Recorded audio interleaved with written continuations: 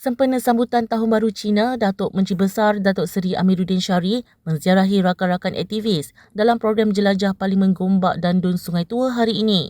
Bermula di Selayang Baru, Amiruddin tiba pada jam 11.30 pagi bersama isteri Datuk Seri Masdiana Mohamad dan anak-anak menziarahi aktivis Bill Lim.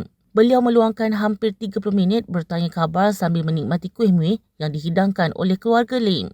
Dalam suasana penuh muhibah, Amiruddin dan keluarga Lim turut menggaul Yisang, simbol kesejahteraan dan panjang umur masyarakat Cina, sambil mengagihkan ampau kepada tetamu. Bill Lim mengakui terharu dengan kehadiran itu, memandangkan ini kali pertama Datuk Menteri Besar menziarahi rumahnya.